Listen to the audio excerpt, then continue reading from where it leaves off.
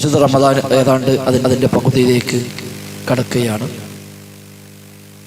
അൽഹംദുലില്ലാഹ് ഇതുവരെ നോമ്പെടുക്കാനും ചെറിയ രൂപത്തിലാണെങ്കിലും കുറച്ചൊക്കെ അമലുകൾ ചെയ്യാനുമൊക്കെ പരിശ്രമിച്ചു നമ്മൾ. അള്ളാഹു എല്ലാം നമ്മിൽ നിന്ന് കബൂലാക്കുമാറാവട്ടെ. സൂചിപ്പിച്ച പോലെ ഏറെ പേടിപ്പെടുത്തുന്ന കാര്യമാണ് നരകം എന്നത്. അങ്ങേയറ്റം ദുർബലന്മാരാണ് നമ്മൾ. കാലിൽ ഒരു മുള്ളു കുത്തിയാൽ പോലും സഹിക്കാൻ പറ്റാത്തത്ര സാധുക്കളാണല്ലോ നമ്മളൊക്കെ. ഇത് നമുക്ക് അത്ര വലിയ ആ നരകശിക്ഷയെ താങ്ങാൻ സഹിക്കാൻ ഒരു നിലക്കും സാധ്യമല്ല. രക്ഷപ്പെട്ടേ പറ്റൂ. ആ നിർബന്ധ ബുദ്ധി നമുക്ക് വേണം. മരണം സത്യമാണ്, പരലോകം സത്യമാണ്, റബ്ബിന് മുമ്പിൽ എല്ലാവരും വരും എന്ന കാര്യം സത്യമാണ്. നരകമുണ്ട്, സ്വർഗമുണ്ട്, വിചാരണയുണ്ട്, മീസാനുണ്ട്, സിറാത്തുണ്ട്, എല്ലാം സത്യമാണ്. നമ്മൾ വിശ്വസിച്ചാലും വിശ്വസിച്ചില്ലെങ്കിലും അതൊക്കെ യാഥാർത്ഥ്യമായ കാര്യമാണ്. അപ്പൊ പിന്നെ വിശ്വസിക്കലാണ് ബുദ്ധി. ഇല്ലാന്ന് വിശ്വസിച്ചാൽ ഇല്ലാതാകണില്ല, എന്നാലും ഉണ്ടാകും. അതുകൊണ്ട് അത് ഉൾക്കൊണ്ട് അത് ജീവിതത്തിൽ മുഖ്യമായ ഒരു അജണ്ടയായി കണ്ട് അതിനുവേണ്ടി ജീവിതത്തെ എങ്ങനെയെല്ലാം ക്രമീകരിക്കണമോ അങ്ങനെയൊക്കെ ക്രമീകരിച്ചുകൊണ്ട് മുന്നോട്ട് പോവുക. നന്മകൾ പരമാവധി ചെയ്യാൻ പരിശ്രമിക്കുക. തിന്മയിൽ നിന്ന് പൂർണ്ണമായും മാറി നിൽക്കുക. അഹങ്കാരവും പൊങ്ങച്ചവും വിദ്വേഷവും പകയും അസൂയയും കിബറും ഒക്കെ മാറ്റിവെക്കുക.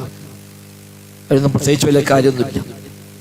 നമ്മൾ മറ്റൊരെക്കാളും മേലെ ഓനേക്കാളും വലിയവനായി, ഇവനേക്കാളും വലിയ സ്ഥാനത്തെത്തി, മറ്റൊരൊക്കെ പട ചവിട്ടി മരിച്ച് ഓലൊക്കെ വഷളാക്കി അതോടൊക്കെ തൽക്കാലം ഒരു ആശ്വാസം കിട്ടുമെന്നല്ലാതെ അതിനപ്പുറത്ത് കാര്യമൊന്നുമില്ല. കിട്ടുന്ന ആയുസ്സിനെ നന്മയിൽ പരമാവധി സജീവമാക്കാൻ പരിശ്രമിക്കുക. ഒരു ദിവസം ഏറെ ജീവിച്ചാൽ ആ ഒരു ദിവസം കൊണ്ട് സ്വർഗത്തിലേക്ക് കൂടുതൽ അടുക്കണം, നരകത്തിൽ നിന്ന് കൂടുതൽ അകലണം. അതാണ് യഥാർത്ഥത്തിൽ ജീവിതം അന്വർത്ഥമാകുന്ന കാര്യം.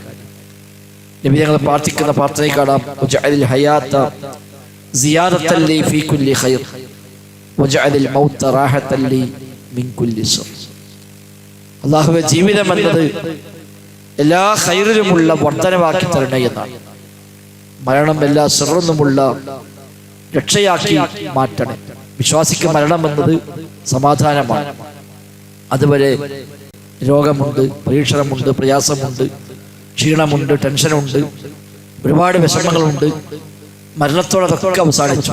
പിന്നെ ഒന്നുമില്ല, പിന്നെ ടെൻഷനില്ല, പിന്നെ അസുഖമില്ല, ബുദ്ധിമുട്ടില്ല, വിശപ്പില്ല, ദാഹമില്ല, ക്ഷീണമില്ല, പ്രയാസമില്ല, കുത്തുവാക്കുകൾ കേൾക്കാനില്ല, ആക്ഷേപങ്ങളില്ല, ഒരു വിഷമമില്ല. എല്ലാം അവസാനിക്കുകയാണ് മരണം എന്നത്.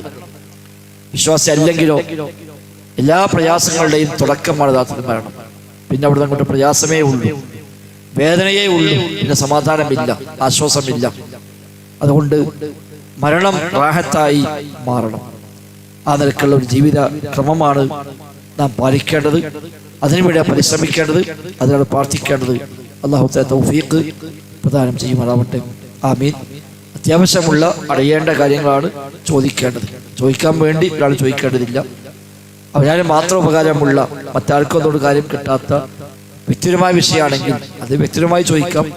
എല്ലാവരുടെയും സമയം അതിനു വേണ്ടി ചെലവഴിക്കേണ്ടതില്ല. ഇത്രയും ആളെ സമയം ചെലവഴിക്കുമ്പോൾ എല്ലാവർക്കും അതുകൊണ്ട് ഒരു ഉപകാരം ലഭിക്കണം. ആ നിലക്കാണ് നമ്മൾ കാണേണ്ടത് എന്ന് സൂചിപ്പിച്ചുകൊണ്ട് ചോദ്യത്തിലേക്ക് കടക്കുന്നു. അള്ളാഹു ദീന് ശരിയാൻ വണ്ണം ഉൾക്കൊള്ളാനും അത് ജീവിതത്തിൽ അമലാക്കി മാറ്റാനും എല്ലാമുള്ള തൗഫീഖ് നൽകി അനുഗ്രഹിക്കുമാറാവട്ടെ.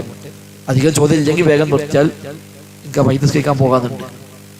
തലപ്പനങ്ങാടി ചെറുമംഗലത്താണ്, എൻ്റെ ഭാര്യ വീടിനടുത്താണ്, എൻ്റെ അമ്മോശൻ്റെ അടുത്ത സുഹൃത്താണ്, ഞാനുമായി നല്ല ബന്ധമുള്ള ആളാണ്.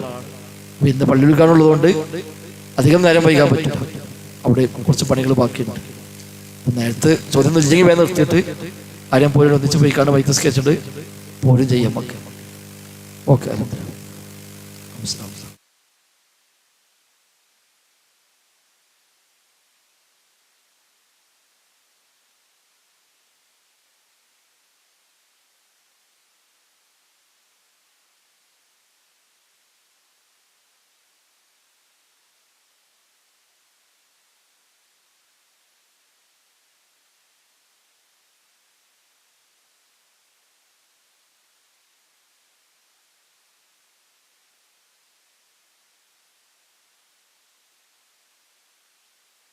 സക്കാത്ത് ആർക്ക് നൽകണം എന്നതിൽ കൃത്യമായ നിർദ്ദേശം ഖുർആൻ തന്നെ നൽകിയിട്ടുണ്ട്. ഇന്നമ സദഖാത്തുൽ ഫുഖറാഇൽ മസാക്കീൻ എന്ന് തുടങ്ങുന്ന ആയത്തിലൂടെ സക്കാത്തിന്റെ 8 അവകാശികൾ അല്ലാഹു തആല എടുത്തു പറഞ്ഞു. അതിൽ 7 അല്ലെങ്കിൽ 6 നമുക്കിന്ന് ഉണ്ടാവാൻ സാധ്യതയുള്ളതാണ്. ഉണ്ടാകാൻ വകുപ്പില്ലാത്ത ഒന്ന് അടിമമോചനം, അതിപ്പോൾ നമ്മുടെ നാട്ടിൽ ഇല്ല, ഫിജിഖാബ് എന്ന് പറഞ്ഞു. മറ്റു ഓഫീസ് സബീലില്ല, അത് പ്രധാനമായും ഉദ്ദേശിക്കുന്ന യുദ്ധ ഫണ്ടാണ്. ഇസ്ലാമിക രാജ്യത്തുള്ള പട്ടാളക്കാർക്ക് ശമ്പളം കൊടുക്കാനും യുദ്ധത്തിന് വേണ്ട സന്നാഹങ്ങൾ ഒരുക്കാനൊക്കെ സക്കാത്തിന്റെ വിഹിതം നൽകാം. അപ്പൊ നമ്മുടെ നാട്ടിൽ ഇപ്പൊ അതിന് പൊതുവെ സാഹചര്യം ഇല്ല. ഏറി വന്നാൽ ഇതിന്റെ പ്രബോധന മേഖലയൊക്കെ അങ്ങനെ വല്ലതൊക്കെ അവസരം ഉണ്ടെങ്കിൽ ഒരു പക്ഷേ അത് ഉപയോഗപ്പെടുത്താൻ പറ്റിയേക്കാം എന്ന് മാത്രമേ ഉള്ളൂ. അല്ലാത്ത ബാക്കി 6 അവകാശികൾക്കാണ് സക്കാത്ത് പോകേണ്ടത്. ഫഖീർ, മിസ്കീൻ, അതാണ് പ്രധാനമായത്. ഫഖീർ മിസ്കീൻ എന്ന് പറഞ്ഞാൽ അധ്വാനിക്കുന്നുണ്ട്, ജോലി ചെയ്യുന്നുണ്ട്, പക്ഷെ അതുകൊണ്ടൊന്നും അവനെ കഷ്ടപ്പാട് മാറൂല, അടിസ്ഥാന ആവശ്യങ്ങൾക്ക് തികയുകയില്ല. ഒരിക്കലും ഫഖീർ മിസ്കീൻ ആവശ്യം തികയത്തോടല്ല, അടിസ്ഥാന ആവശ്യത്തിന് തികയത്തോ. മറ്റു മാസം 1 ലക്ഷം പെട്ടാലും ഒരു തികയൊന്നുമില്ല. അപ്പൊ അതിനപ്പുറത്തേക്കും വലിയ ചെലവിനുണ്ടാവും. ഓരോ അത്യാവശ്യം ഓരോ ഭക്ഷണം, ഓരോ കാര്യം, ഓരോ വീട്ടുകാര്യങ്ങൾ, ഓരോ മക്കള്, ഓരോ വാപ്പ ഉമ്മ, അതേപോലെ ഓരോരു താമസിക്കാൻ വീട് വേണം. ഇങ്ങനെയൊക്കെയുള്ള ഏറ്റവും അടിസ്ഥാന ആവശ്യങ്ങൾക്ക് എങ്ങനെ അധ്വാനിച്ചാലും എത്താത്ത ആളുകൾക്കാണ് ഫഖീർ മിസ്കീൻ എന്ന് പറയുക. അത് ചിലപ്പോ പ്രത്യക്ഷത്തിൽ ചിലപ്പോൾ സമ്പത്തിലുള്ള ആളായേക്കാം, എന്നാലും ചിലപ്പോൾ മിസ്കീൻ പറയും. ഖുർആനിൽ പറഞ്ഞ മിസ്കീന്മാരുണ്ട് സൂറത്തുൽ കഹ്ഫിൽ. അമ്മ സഫിയത്തു ഫകാനത് ലിമസാകിന യഅമലൂന ഫിൽ ബഹർ. മൂസാ നബി ഖിദ്ർ ഇസ്ലാമിനെ കൂടെ പോകുമ്പോൾ കപ്പൽ ഓട്ടയാക്കിയതല്ലോ. അപ്പൊ എന്തിനാ ഇപ്പൊ കപ്പൽ ഓട്ടാക്കി വയ്ക്കുമ്പോ പിന്നെ പറഞ്ഞെടുത്തതിനാണ് ആ കപ്പൽ മിസ്കീന്മാരെ കപ്പലായിരുന്നതാണ്. അപ്പൊ കപ്പലുള്ളവന് പിന്നെ മിസ്കീനാവോ? കപ്പൽ മിസ്കീന്മാരുതാണ് പറഞ്ഞാല് കപ്പലുള്ളവന് മിസ്കീനാവോ ചോദിച്ചാല് അപ്പൊ ആകണ അവസരം ഉണ്ടായേക്കാം. ചിലപ്പോൾ ആ കപ്പൽ ജനകീയമായ കപ്പലേക്ക് ഞങ്ങൾ കൂടി ചേരിട്ടുണ്ട് വാങ്ങിയ കപ്പലായിരിക്കും. എന്തായാലും പണിയെടുക്കുകയാണ്. അരിഞ്ഞപ്പോൾ ഇന്നത്തെ വാശി പറഞ്ഞ സക്കാത്ത് കമ്മിറ്റി ഒരാൾക്കൊരു വണ്ടിയും കൊടുത്തു ജീവിക്കാൻ വേണ്ടി. ഓരോ വണ്ടിയൊക്കെ ഉണ്ട്, ഇനി പോകുന്നത് ഒരു മിസ്കീനൊന്നല്ല എന്ന് പറയാൻ പറ്റുമോ വെച്ചാൽ ചിലപ്പോൾ പറ്റൂല. അപ്പൊ അതൊക്കെ വ്യക്തികൾക്കനുസരിച്ചും സാഹചര്യമനുസരിച്ചും വ്യത്യാസം വന്നേക്കാം. ഓരോ ഭൂമിയൊക്കെ ഉണ്ട്, 5 സെന്റ് വിറ്റന് എല്ലാ മാസവും തീരും. അത് വിൽക്കേണ്ട വെച്ചാൽ മടിച്ചിക്കുകയാണെങ്കിൽ അത് നമുക്ക് അംഗീകരിക്കാൻ കഴിയില്ല. അത് വിറ്റാൽ ആകെ 5 സെന്റേ ഉള്ളൂ, അതുകൊണ്ട് താമസിക്കുകയാണ്, അത് വിൽക്കണം, നമുക്ക് വാശി എടുക്കാൻ പറ്റില്ല. 50 സെന്റ് ഒരു ഏക്കറൊക്കെ ഉണ്ട്, 5 സെന്റ് വിറ്റാലും ഒരു പുസ്തകമില്ല, പിന്നെ ആ ഭൂമി വിറ്റ് പോകണ്ടല്ലോ എന്ന മടിയോട് വിൽക്കുകയാണെങ്കിൽ ഓണം തൊട്ടേക്കെന്നല്ലാതെ നമുക്ക് അതിന് വേറെ നിർവാഹമൊന്നുമില്ല. അപ്പൊ ഒരു സമ്പത്തുണ്ട് എന്നുകൊണ്ട് മാത്രം ഒരാൾ പക്ഷെ മിസ്കീൻ ആവൂല എന്നില്ല. സാധാരണഗതിയിൽ ഫഖീർ മിസ്കീൻ എന്ന ഗണത്തിൽ അവർ ഉൾപ്പെടുമ്പോൾ നോക്കേണ്ടത്. അത് കുടുംബക്കാരാണെങ്കിൽ അയൽവാസിയാണെങ്കിൽ നമുക്ക് എളുപ്പമുള്ള പണി എന്ന് വെച്ചാല് സക്കാത്ത് കമ്മിറ്റി അന്വേഷിച്ച് ലിസ്റ്റ് ഇടുമ്പോൾ ഫഖീർ മിസ്കീന്മാർ ലിസ്റ്റ് കമ്മിറ്റി തയ്യാറാക്കുകയാണെങ്കിൽ അയാളെ പേര് അതിൽ വരുമോ ഇല്ലേ അത് നോക്കിയാൽ മതി. നമുക്ക് എളുപ്പമുള്ള പണിയാണ്. നമ്മൾ സക്കാത്ത് കമ്മിറ്റിക്ക് അപേക്ഷ കൊടുത്തു, കമ്മിറ്റി അവിടെ അന്വേഷിക്കാൻ വരും. അപ്പൊ അന്വേഷിക്കാൻ വരുമ്പോൾ ഓനെ കണ്ടാൽ, ഓനെ ചെല്ലുമ്പോലും ഓരോ സാഹചര്യം കണ്ടാൽ ഫഖീർമാർ ലിസ്റ്റിൽ ഓരോ പേര് ഇട്ടു പോവുമെങ്കിൽ നമുക്ക് ഫഖീറായി കണക്കാക്കാം, മിസ്കീനായി കണക്കാക്കാം. അല്ല, അതൊന്നുമല്ല, ഓന് മാന്യമായൊക്കെ ജീവിക്കുന്നത് എല്ലാ വകുപ്പും ഉണ്ട്. പക്ഷേ തൽക്കാലം അസുഖം വന്നപ്പോൾ കുടുങ്ങിയതാണ്, അത് വേണമെങ്കിൽ ഒരു 5 സെന്റ് വിറ്റാൽ തീരും ചെയ്യും, പക്ഷെ വിൽക്കാൻ മടിയാണ് എങ്കിൽ അത് നമുക്ക് ഫഖീർ മിസ്കീനിൽ ഉൾപ്പെടുത്താൻ കഴിയുകയില്ല. അല്ലാഹു അഅലം. എഴുതി കിട്ടിയ കുറച്ച് ചോദ്യങ്ങളുണ്ട്.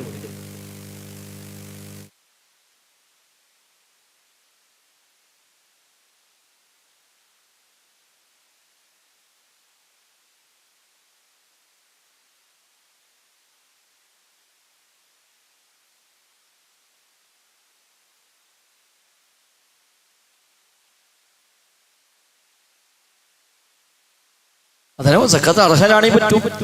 സക്കാത്ത് വാങ്ങാൻ അർഹനാണെങ്കിൽ നമ്മൾ നേരിട്ട് കൊടുത്താലും സക്കാത്ത് കൂടും. അത് കുടുംബക്കാരനാണെങ്കിൽ കുറച്ച് നല്ല കാര്യം, കുടുംബക്കാരനോ അയൽവാസി നല്ല കാര്യം. പക്ഷെ സക്കാത്ത് വാങ്ങാൻ അർഹനായിരിക്കണം.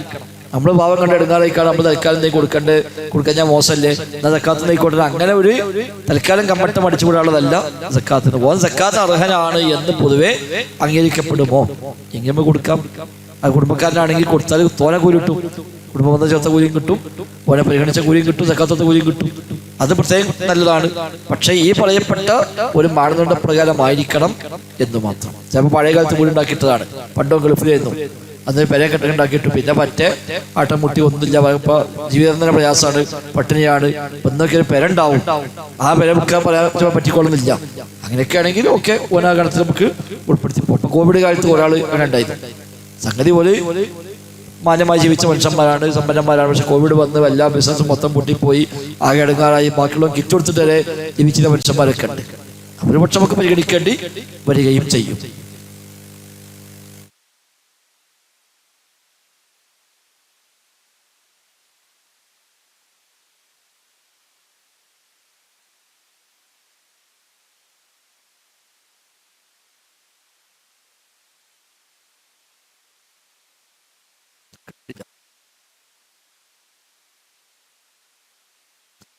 വാങ്ങാം. സ്വത്ത് നമ്മളുടെ എന്ന് പറയുന്നത് നമുക്ക് സ്വതന്ത്രമായി കൈകാര്യം ചെയ്യാൻ കൈവശം കിട്ടുമ്പോഴാണ് ഓൻ സ്വത്തിന്റെ ആളായി കണക്കാക്കുക. നമ്മൾക്ക് സ്വത്തുണ്ട്, അത് പണ്ട് ആരോ പിടിച്ചെടുത്ത് കൊണ്ടായതാണ്, കേസെടുക്കുകയാണ്, കിട്ടാൻ വകുപ്പുണ്ട്, പേരൊക്കെ നമുക്ക് ഉണ്ട്, ആധാരമൊക്കെ ഉണ്ട്. പക്ഷേ ആ കേസ് കൂട്ടും കഴിഞ്ഞ് ഏത് കാലത്ത് കിട്ടും നമുക്ക് അറിയില്ല. അതിന് നമുക്ക് വേറെ കണക്കൂട്ടാൻ പറ്റില്ല. കാരണം അത് നമുക്ക് സ്വതന്ത്രമായി തസറുഫ് കൈകാര്യം ചെയ്യാൻ നമുക്ക് എപ്പോഴും പറ്റുന്ന, വാങ്ങാനും വിൽക്കാനും നമുക്ക് ഇടപെടാനും ഒക്കെ പറ്റാവുന്ന വിധം നമ്മുടെ കൈകളിൽ ഉണ്ടാകുമ്പോഴാണ് ആ സ്വത്തിനെ ഉടമക്കാനായിട്ട് ഓനെ കണക്കാക്കുക. മറ്റൊരു കിട്ടാനുള്ളതാണ്, പല കാരണങ്ങളെ പക്ഷെ കിട്ടിയിട്ടില്ല, അല്ലെങ്കിൽ കൊടുക്കേണ്ട ആളുകൾ കൊടുത്തിട്ടില്ല. അതിപ്പോൾ ഓനെ ചോദിക്കാനും വയ്യ, ഓരോ വെച്ചിട്ട് അങ്ങനെ പോവുകയാണ് എങ്കിൽ ഓനതിന്റെ ആളായിട്ട് കണക്കാക്കാൻ കഴിയില്ല. എന്നാൽ മറുഭാഗത്ത് ഇത്തരം അണുക സ്വത്താണ് എത്രയും വേഗം ഓരി വെക്കാനുള്ള പണിയാണ് ചെയ്യേണ്ടത്. അത് ബാക്കിയുള്ളവർ ചെയ്യേണ്ട കാര്യമാണ്. ഒരാൾ മരിച്ചു കഴിഞ്ഞാൽ എത്രയും വേഗം സമ്പത്ത് ഓഹരി വെക്കണം. കാരണം പിന്നെ അവകാശികൾ മാറി, അത് എന്ത് ഉപയോഗിക്കുകയാണെങ്കിലും അവകാശികൾക്കാണ് അതിന് അവകാശമുള്ളത്. അതുകൊണ്ട് തന്നെ എത്രയും വേഗത്തിൽ ആ സമ്പത്ത് ഓഹരി വെക്കുകയാണ് വേണ്ടത്. അല്ലാഹു അഅലം.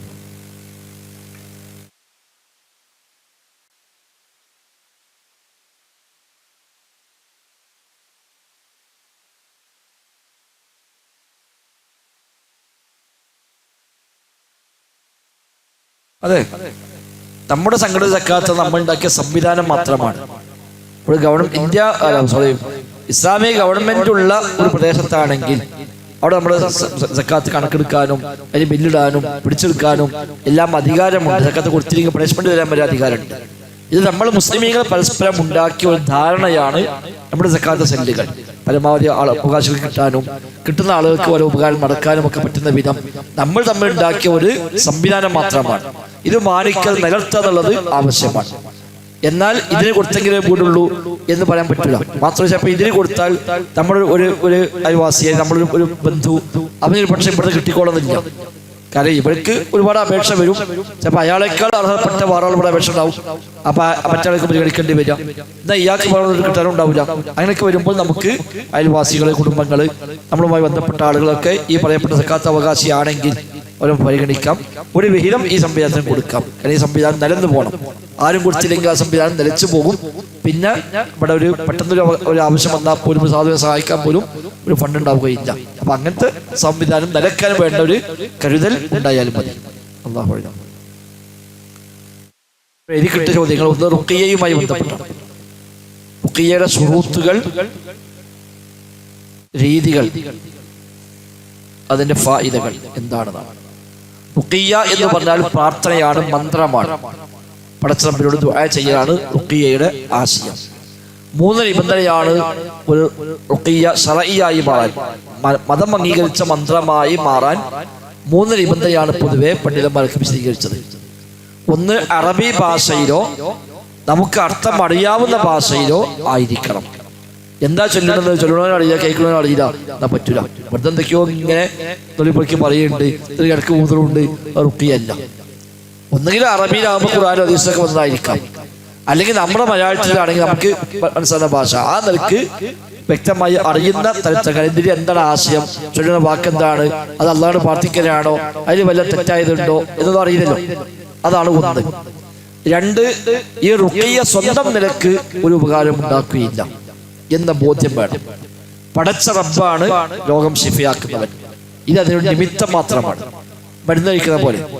മരുന്നുകൊണ്ടല്ല രോഗം ശിഫ. രോഗം ശിഫാക്കാൻ അല്ലയാണ്. രോഗം ശിഫയാക്കാൻ അല്ല വെച്ച ചില നിമിത്തങ്ങളുണ്ട്. അതിൽപ്പെട്ട നിമിത്തം മാത്രമാണ് മരുന്ന്, മറ്റു നിമിത്തമാണ് പ്രാർത്ഥന. അപ്പൊ ആ നിലയ്ക്ക് റുഖിയ സ്വന്തമായി ഒരു ഉപകാരം ചെയ്യുകയില്ല. പടച്ച റബ്ബാണ് ഇവിടെ ശിഫ നൽകുന്നവൻ. അത് അള്ളാഹു നിശ്ചയിച്ച സബബ് മാത്രമാണ് ഈ മന്ത്രങ്ങൾ, പ്രാർത്ഥനകൾ എന്ന തിരിച്ചറിവ് അവന് ഉണ്ടാവേണ്ടതുണ്ട്. അതല്ലാത്ത മന്ത്രങ്ങൾ പറ്റൂല. അപ്പൊ നബിയുടെ അടുത്ത് വന്ന് പറഞ്ഞു, നബി ഞങ്ങളൊക്കെ ജാഹിലിയ്യ കാലത്ത് മന്ത്രിച്ചിരുന്ന കുറെ മന്ത്രങ്ങളുണ്ട്, അത് ഇനി നമുക്ക് പറ്റുമോ എന്ന് ചോദിച്ചപ്പോൾ നബി തങ്ങൾ പറഞ്ഞു, ആ മന്ത്രമൊക്കെ ഒന്ന് ചൊല്ലിക്കേൾപ്പിച്ചേ, ഞാൻ നോക്കട്ടെ. നോക്കിയിട്ട് ആശയം തെറ്റല്ലെങ്കിൽ അത് പറ്റും. ശിർക്കില്ലെങ്കിൽ മന്ത്രത്തിന് തെറ്റില്ല എന്ന് നബി തങ്ങൾ അവിടെ പറഞ്ഞു കൊടുക്കുന്നുണ്ട്. അപ്പൊ ആ നിബന്ധനകളൊക്കെ പാലിക്കുന്ന റുഖിയ്യാണ് ശർഈയായ റുഖിയ്യ എന്ന് പറയുന്നത്. അത് വലിയ പ്രയോജനമുണ്ട്. റുഖിയ്യ അല്ലാഹു നിശ്ചയിച്ച ഒരു നിമിത്തമാണ്. ദുആ കൊണ്ട് ഉത്തരം ലഭിക്കുന്നു എന്ന പോലെ തന്നെ റുഖിയ്യക്കും അല്ലാഹു ഉത്തരം നൽകുന്നു. റബ്ബുമായുള്ള സാമീപ്യം വർദ്ധിക്കുന്നു. അതേപോലെ ഇതിന് അവന് പ്രതിഫലം കിട്ടുന്നു. ഒരു പക്ഷേ അള്ളാഹു കണക്കാക്കിയിട്ടുണ്ട് എങ്കിൽ അവന്റെ പ്രശ്നത്തിന് പരിഹാരമാവുകയും ചെയ്യും. രണ്ടാമത്തെ ചോദ്യം, റസൂൽ സ്വല്ലല്ലാഹു അലൈഹി വസല്ലം യുദ്ധത്തിൽ ജമാഅത്തായി കൊണ്ട് നിസ്കരിച്ചത് രീതികൾ ഇങ്ങനെയൊക്കെയാണ്. യുദ്ധത്തിൽ നബി സ്വല്ലല്ലാഹു അലൈഹി വസല്ലം ഖസ്റാക്കിയാണ് നിസ്കരിക്കാറുള്ളത്. 4 റക്അത്തുള്ളൊക്കെ ജമാഅത്തായി തന്നെ നിസ്കരിക്കും. 4 റക്അത്തുള്ള നിസ്കാരം 2 റക്അത്തായി ചുരുക്കി നിസ്കരിക്കാറുണ്ട്. ജമാഅത്തായാണ് നബി നിസ്കരിക്കാറുള്ളത്. സാധാരണ യുദ്ധങ്ങളിൽ 3 രീതിയിലാണ് യുദ്ധരംഗത്തെ നിസ്കാരം ഖുർആൻ തന്നെ ആയത്തിറക്കി പഠിപ്പിച്ചത്. ഒന്ന്, ശത്രു ഖിബലയുടെ ഭാഗത്താവുക. നമ്മുടെ നാട്ടിൽ നിന്ന് പറഞ്ഞാൽ നമ്മൾ കിഴക്ക് ഭാഗത്ത് ക്യാമ്പ് ചെയ്തു, ശത്രു പടിഞ്ഞാറ് ഭാഗത്തും ക്യാമ്പ് ചെയ്തു, അങ്ങനെയാണ് നിൽക്കുന്ന യുദ്ധം നടക്കുന്നത്. അപ്പൊ ശത്രു നിൽക്കുന്നത് പടിഞ്ഞാറ് ഭാഗത്താണ്, നമ്മൾ അങ്ങോട്ട് തിന്നിക്കുന്ന പോലെ അവിടെ നിന്ന് കണ്ടും തിന്നിട്ട് നിൽക്കുന്നതിനുള്ള യുദ്ധമാണ്. അവിടെ മൊത്തം സൈന്യങ്ങളെ 2 ടീമാക്കി തിരിക്കണം എന്നാണ്. ഒരു വിഭാഗം ആളുകളെയും കൊണ്ട് നിസ്കാരം ആരംഭിക്കും. അപ്പൊ മറുവിഭാഗം അതിന് പിറകിൽ അവിടെ ആയുധം കയ്യിൽ പിടിച്ചുകൊണ്ട് സജ്ജരായി നിൽക്കുന്നു. ശത്രു ഇവിടെ ആയതുകൊണ്ട് ശത്രു കയറി വരികയാണെങ്കിൽ കാണാൻ പറ്റും. അതുകൊണ്ട് ശത്രു ഖിബലയുടെ ഭാഗത്താവുമെന്ന് പ്രത്യേകം പറഞ്ഞത്. അങ്ങനെ 1ാമത്തെ റക്അത്ത് ഈ ടീമിനെയും കൊണ്ട് ഇമാം നിസ്കരിക്കുന്നു. അത് കഴിഞ്ഞ് 1 റക്അത്ത് കഴിയുമ്പോൾ മഅ്മൂമുമാർ ഇമാമിനെ പിരിഞ്ഞ് അവർ സ്വന്തമായി 2ാമത്തെ റക്അത്ത് നിസ്കരിച്ച് സലാം വീട്ടി പോകും. മറ്റേ ടീം വന്ന് 2ാമത്തെ റക്അത്ത് ഇമാമിന്റെ കൂടെ കൂടുന്നു. ഇമാം അവരെയും കൂട്ടി 1 റക്അത്ത് കൂടി നിസ്കരിക്കുന്നു. അത് കഴിഞ്ഞ് ഇമാം അവിടെ ഇരിക്കുമ്പോൾ ആ ടീം എഴുന്നേറ്റ് 2ാമത്തെ റക്അത്ത് നിസ്കരിച്ച് അത്തഹിയാത്തിലേക്ക് എത്തുമ്പോൾ ഇമാമും ഒന്നിച്ച് സലാം വീട്ടും. ഇതാണ് ഒരു രീതി. അപ്പൊ എല്ലാവർക്കും ജമാഅത്ത് കിട്ടി. എന്നാൽ 2 ടീമിനും ഓരോ റക്അത്താണ് ഇമാമിനെ കൂടെ കിട്ടിയത്. മറ്റൊരു റക്അത്ത് അല്ലാതെ അവർ പൂർത്തിയാക്കുകയും ചെയ്യുന്നു. ഇതാണ് ഒരവസ്ഥ. ഇത് ശത്രു ഖിബലയുടെ ഭാഗത്തല്ല, പിൻഭാഗത്ത് ശത്രുവാണ്. അപ്പൊ സ്വാഭാവികമായിട്ട് നിസ്കരിക്കാൻ നിന്നാൽ ഒരു ബാക്കിൽ നിന്ന് വന്നത് ആക്രമിക്കാൻ സാധ്യതയുണ്ട്. അറിയുകയുമില്ല. അവിടെ ഒരു ഭാഗത്തെ കൊണ്ട് നിസ്കരിക്കും, മറ്റൊരു ഭാഗം കാവൽക്കാരായി നിൽക്കും. അത് കഴിഞ്ഞാൽ അവർ വന്ന് നിസ്കരിക്കും, പിന്നെ ഇവര് പോയിട്ട് കാവൽക്കാരായി നിൽക്കും. കാരണം ഒന്നാകെ നിസ്കരിച്ചിട്ട് പോകാൻ പറ്റൂല. ആ തക്കം നോക്കി പോലെ കയറി വന്ന് ആക്രമിക്കാൻ സാധ്യതയുണ്ട്. 3ാമത് ശക്തമായ യുദ്ധമാണ്. അങ്ങനെ ജമാഅത്തായി നിസ്കരിക്കാനും സുഫട്ടാനും ഒന്നും പറ്റൂല. അതികഠിനമായ യുദ്ധം നടക്കുകയാണ് എങ്കിൽ നടന്നുകൊണ്ടോ വാഹനപ്പുറത്തോ എങ്ങനെയാണോ പറ്റുക അങ്ങനെ നിസ്കരിക്കാം. അപ്പോൾ അവിടെ പിന്നെ അവിടെ ജമാഅത്ത് നോക്കാൻ കഴിയില്ല. അവിടെ യുദ്ധക്കളത്തിൽ യുദ്ധം ചെയ്തുകൊണ്ടിരിക്കാൻ നിസ്കരിക്കാൻ പറ്റും. ഇവരെ നോക്കണ്ട, മറ്റുള്ള പരിഗണിക്കണ്ട. ഒട്ടകപ്പുറത്തോ കഴുതപ്പുറത്തോ കുതിരപ്പുറത്തൊക്കെ ആണെങ്കിൽ ഇന്നത്തെ കാലത്ത് ആധുനികമായ സംവിധാനം ആയിക്കോട്ടെ, ആ നിലക്ക് അതിൽ നിന്നുകൊണ്ടിരിക്കെ അവിടെ യുദ്ധം ചെയ്യും. ആ യുദ്ധം ചെയ്തുകൊണ്ടിരിക്കെ തന്നെ അവിടെ നിസ്കരിക്കും. അപ്പൊ ഇന്നിപ്പോ ഈ വക യുദ്ധങ്ങളില്ല. ഇന്നിപ്പോ അതല്ലല്ലോ, ഇന്നിപ്പോ മിസൈലും ബോംബൊക്കെ ഉള്ളത്, നയിക്കുന്ന യുദ്ധങ്ങളില്ല. അപ്പൊ അത് കൈകാര്യം ചെയ്യുന്ന ഉദ്യോഗസ്ഥന്മാരുണ്ടാവും.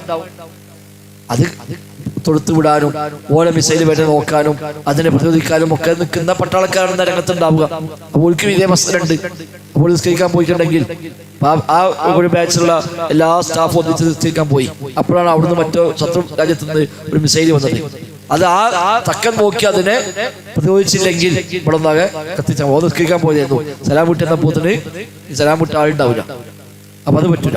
അപ്പൊ അവിടെ ഇതേപോലെ ടീമായി മാറിക്കണം. ഒരു ടീം പോയിട്ട് ഇവിടെ നിസ്കാരം നടക്കുകയാണെങ്കിലും അവിടെ ആക്രമണം വരികയാണെങ്കിൽ ഇവിടെ എതിർപ്പുണ്ടാകും എന്ന് അവർക്ക് ബോധ്യപ്പെടണം. അതാണ് അതിലുള്ളത്. അപ്പൊ അത്തരം ഘട്ടത്തിൽ പോലും ജമാഅത്തെ നിസ്കരിക്കാൻ പറഞ്ഞു. നിസ്കാരം ഒഴിവാക്കാൻ പറ്റൂല എന്നും പഠിപ്പിച്ചു. അതാണ് ഗൗരവം.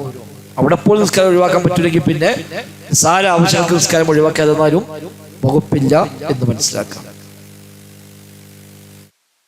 മഹർ കൊടുക്കുന്നതിന് അനുവദിക്കപ്പെട്ട രീതി എന്താണ്?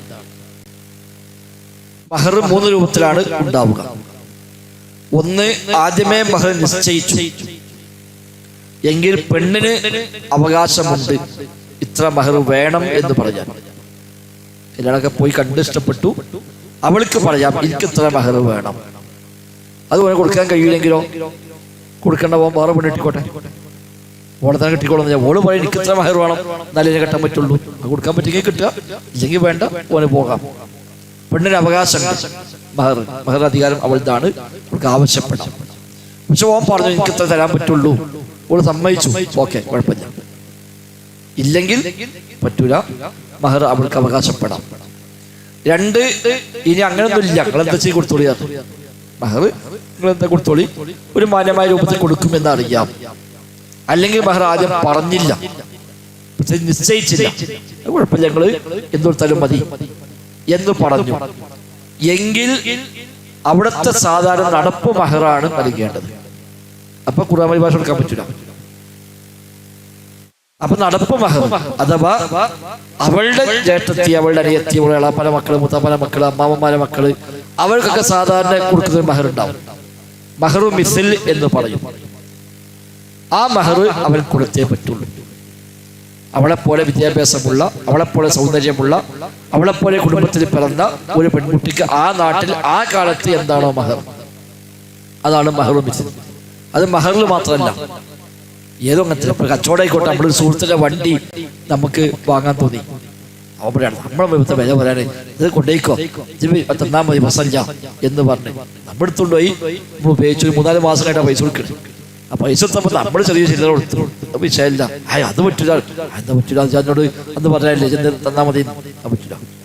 അപ്പൊ അതിന്റെ മാർക്കറ്റ് റേറ്റ് കൊടുക്കണം.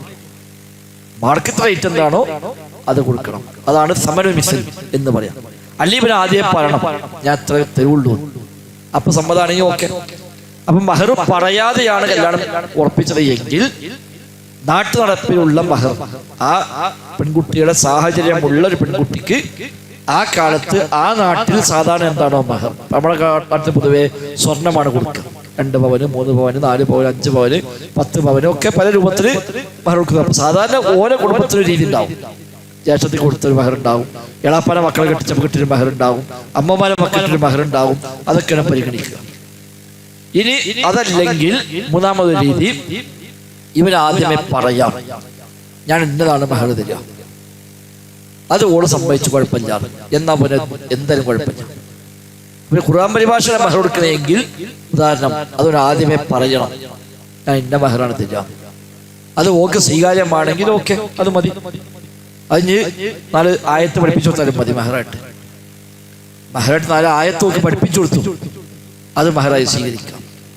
എന്തും മഹറായി നൽകാം.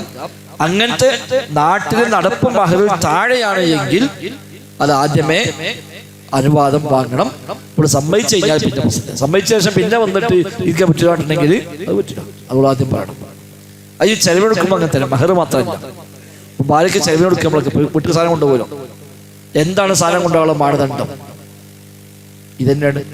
നമ്മളെപ്പോലത്തെ കുടുംബത്തിൽ സാധാരണ ഒരു ജീവിത രീതി ഉണ്ടാവും. അത് കൊടുക്കാൻ കുടുംബനാഥൻ ബാധ്യസ്ഥനാണ്.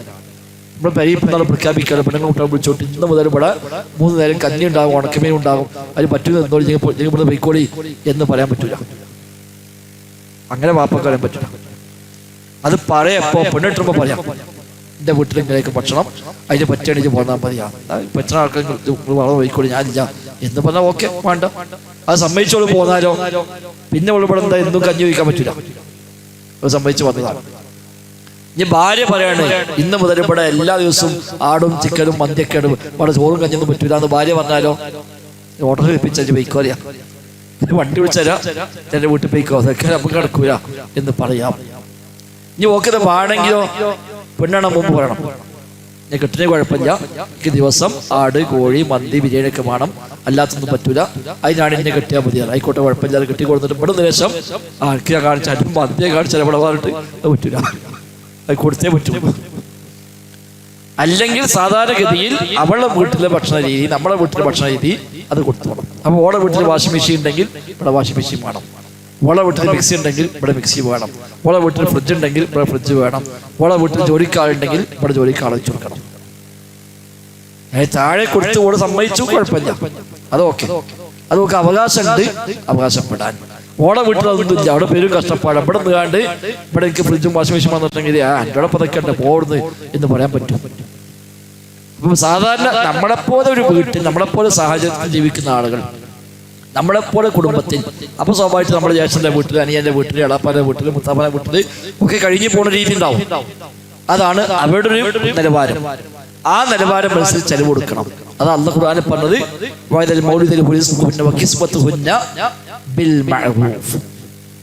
ഭക്ഷണവും വസ്ത്രവും നൽകൽ പിതാവിന്റെ കടമയാണ്. ബിൽ മഅറൂഫ്, മഅറൂഫായ നിലക്ക്, നാട്ടു നടപ്പനുസരിച്ച്. അർത്ഥം നാട്ടു നടപ്പനുസരിച്ചുള്ള ഭക്ഷണവും വസ്ത്രവും നൽകൽ പിതാവിന്റെ ബാധ്യതയാകുന്നു എന്നാണ് പറഞ്ഞത്. അപ്പൊ അത് മഹറിന് ചെലവ് കൊടുക്കുന്നിടത്തൊക്കെ അതാണ് പൊതുവായ രീതി. നാലാമത് ചോദ്യമുള്ളത്, ഇഹലോകത്ത് വെച്ച് കള്ള് കുടിച്ചവർ പരലോകത്ത് അത് കുടിക്കുകയില്ല എന്ന ഹദീസിന്റെ വിശദീകരണവും അതിലുള്ള അഭിപ്രായ വ്യത്യാസമാണ്. വ്യത്യാസം ഹദീസ് സ്വഹീഹാണ്. ദുനിയാവിൽ മദ്യപിച്ചവൻ പരലോകത്ത് മദ്യം അനുഭവിക്കുകയില്ല. പരലോകത്ത് മദ്യം കിട്ടില്ല എവിടുന്നാണ്? സ്വർഗത്തിലാണ്. ദുനിയാവിൽ കള്ളുടിച്ചവന് സ്വർഗമില്ല അതിനർത്ഥം. ദുനിയാവിൽ കള്ളുടിച്ചവന് സ്വർഗമില്ല എന്നാണ് ധരിക്കുന്ന ഹദീസ് കൊണ്ട് പഠിപ്പിച്ചത്. സ്വർഗം കയറിയാൽ പോലും സ്വർഗത്തിൽ ഈ സുഖം അവന് ലഭിക്കുകയുമില്ല. എന്നാൽ ദുനിയാവിൽ കള്ളുടിച്ചാല് സുഖമല്ല, എടുക്കാറാണ്. അവിടുത്തെ കള്ളുടിച്ചാലോ സുഖമാണ്, അതോട് വേറെ പ്രശ്നം ഉണ്ടാവില്ല. അപ്പൊ അത് നഷ്ടപ്പെട്ടു പോകും. തൗബ കഴിഞ്ഞു. പിന്നെ ഏത് തിന്മയും തൗബ ചെയ്താൽ പിന്നെ അതോ പുറത്താൽ പ്രശ്നം ചെല്ലും. അല്ലാത്തതാണ് ഈ പറഞ്ഞത്.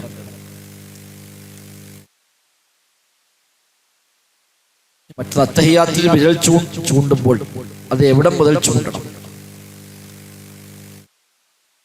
അത്തഹിയാത്തിൽ ഇന്ന സ്ഥലത്ത് വിരൽ ചൂണ്ടണം എന്ന് പ്രത്യേകം ഒരു ഹദീസ് വന്നിട്ടില്ല.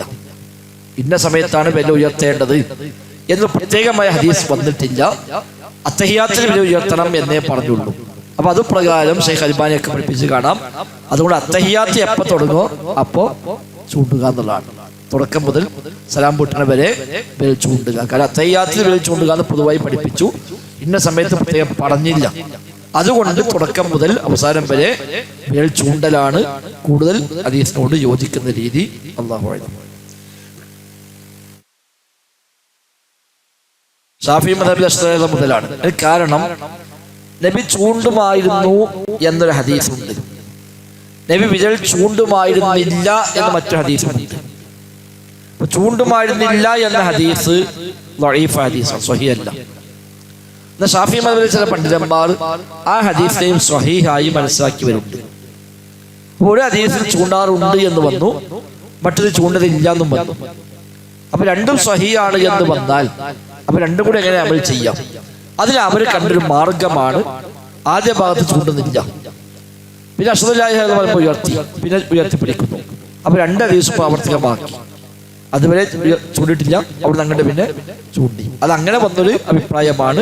പക്ഷെ ആ ചൂണ്ടലില്ല എന്ന ഹദീസ് ദഈഫാണ്. അതുകൊണ്ട് ആ പ്രശ്നം പിന്നെ അവിടെ ഉദിക്കുന്നില്ല. അമ്മയുടെയോ മക്കളുടെയോ മരണസമയത്തുള്ള നിർബന്ധ നോമ്പ്, മക്കൾക്ക് മുദ്ദ് കൊടുക്കാതെ നോറ്റ് കൂട്ടാൻ പറ്റുമോ? പറ്റും, നോറ്റ് കൂട്ടാൻ പറ്റും. ഇമാം മുസ്ലിം ഉദ്ധരിച്ച ഹദീസിൽ കാണാം, മൻ മാത വഅലൈഹി സിയാമുൻ സ്വമ അൻഹു വലിയ്യുഹു. ഒരാൾ മരിച്ചു, അവന് നോമ്പ് ബാക്കിയുണ്ട് എങ്കിൽ അവന്റെ വലിയ അവന് പകരം നോറ്റ് കൊള്ളട്ടെ. അവിടെ വലിയ ഉദ്ദേശിക്കുന്നത് അവന്റെ മാതാപിതാക്കള്, മക്കള്, ഭാര്യ, ഭർത്താവ്, ഇവരൊക്കെ ആ വലിയ എന്ന ഗണത്തിൽ ഉൾപ്പെടും. അപ്പോൾ ആ നിലക്കുള്ള ഒരാൾക്ക് വാപ്പ മരിച്ചു വാപ്പാനെ നോമ്പ് മക്കൾക്ക് നോക്കാം, ഭർത്താവ് മരിച്ചു ഭർത്താവിന് നോമ്പ് ഭാര്യയ്ക്ക് നോക്കാം, ഭാര്യയുടെ നോമ്പ് ഭർത്താവിനെ നോക്കാം, മക്കളെ നോമ്പ് വാപ്പാക്കും വാക്കുമാണെ നോക്കാം. അങ്ങനെ അനുവാദമുണ്ട് നോമ്പിന്റെ കാര്യത്തിൽ. അത് സ്വഹിയാണ്. ഇമാം മുസ്ലിം സ്വഹീഹ് മുസ്ലിം റിപ്പോർട്ട് ചെയ്ത ഹദീസാണ്.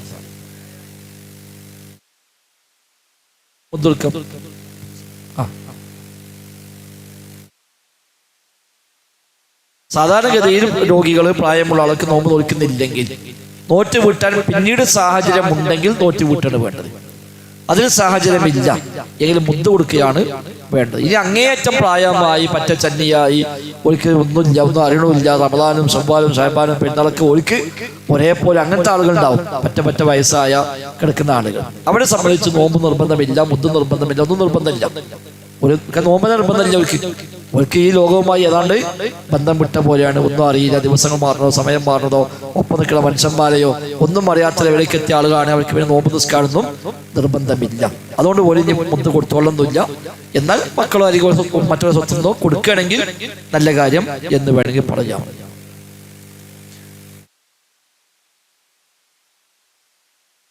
അതായത് അടുത്ത റമദാൻ വരെ സമയമുണ്ട്. ഒരു റമദാന് അടുത്ത റമദാൻ വരെ സമയമുണ്ട്.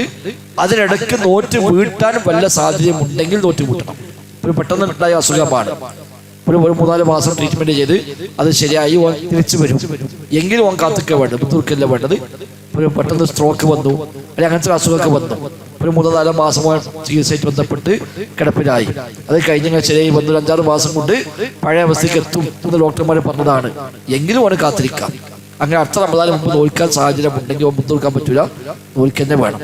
അത് സാഹചര്യമില്ല, മാറുമെന്ന പ്രതീക്ഷയില്ല. അപ്പോൾ കിഡ്നി പേഷ്യൻ്റ് ആണ്, ക്യാൻസർ പേഷ്യൻ്റ് ആണ്, ഇനിയിപ്പോൾ ഇത് മാറാനൊന്നും സാധ്യതയില്ല. മുന്നോട്ട് പോകുന്തോറും രോഗം കൂടി വന്ന് അങ്ങനെയാണ് മരിക്കാന്നല്ലാതെ മാറി വരാൻ സാധ്യതയൊന്നുമില്ല. എങ്കിൽ സ്വാഭാവികമായിട്ട് നോൽക്കാനൊന്നും പറ്റിക്കോളുന്നില്ല. അല്ലെങ്കിൽ പ്രായമായ ആളാണ്, ഇനിയിപ്പോൾ മുന്നോട്ട് പോകുന്നതോറും പ്രായം കുറയില്ലല്ലോ, പ്രായം കൂടെയുള്ളൂ, ആരോഗ്യം കുറഞ്ഞു വരെയുള്ളൂ. അപ്പോൾ ഓണിപ്പോൾ മാറിയിട്ട് അടുത്ത റമദാൻ മുമ്പ് നോൽക്കാനൊന്നും എന്നാലും പറ്റൂല. എങ്കിലും ഓനെ മുത്ത് കൊടുക്കാം. അതിനും അപ്പുറത്തേക്ക് പോയ ചന്നിയായ ഒന്നും അറിയാത്ത ഒരു മനുഷ്യനാണെങ്കിൽ ഓന് നോമ്പും വേണ്ട മുദ്ദും വേണ്ട, അയാൾക്ക് നോമ്പ് നിർബന്ധമില്ല, നിസ്കാരം നിർബന്ധമില്ല, നോമ്പ് നിർബന്ധമില്ല. അങ്ങനത്തെ എത്തിക്കണമെങ്കിൽ പിന്നെ ഒന്നുമില്ല. നോമ്പിന് നെയ്യത്ത് വെച്ച് ശുദ്ധിയായി കഴിഞ്ഞപ്പോഴേക്കും സുബ്ഹി ഖളാ ആയാൽ ആ നോമ്പിനെ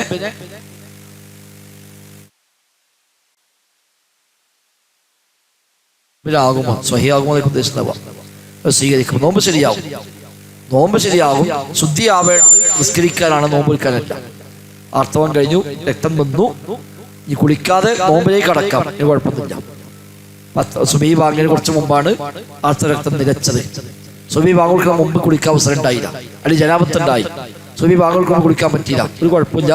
നോമ്പിലേക്ക് പ്രവേശിക്കാൻ ശുദ്ധി ആവശ്യമില്ല, നിസ്കരിക്കാനാണ് ശുദ്ധി ആവശ്യം. സുബഹി നിസ്കരിക്കാൻ വേണ്ടി കുളിക്കണം എന്ന് മാത്രം, നോമ്പ് വയ്ക്കാൻ വേണ്ടി കുളിക്കേണ്ട കാര്യമില്ല. ഇപ്പോൾ ഒരാളിപ്പോൾ പിന്നെ സുബഹി നിസ്കരിച്ച് തുടങ്ങി, സ്വപ്നസ്കരണം ഉണ്ടായി, ഓനെ കുളിച്ചില്ലെങ്കിൽ നോമ്പിന് പ്രശ്നമില്ല. നോമ്പ് നിസ്കരിക്കാൻ വേണ്ടി ഓൻ കുളിച്ചാൽ മതി, അല്ലാതെ നോമ്പ് ശരിയാകാൻ വേണ്ടി കുളിക്കേണ്ട കാര്യമില്ല. അത് ആർത്തവ രക്തം പ്രസവ രക്തം ഒക്കെ അങ്ങനെ തന്നെയാണ്. അല്ലാഹു അഅ്ലം.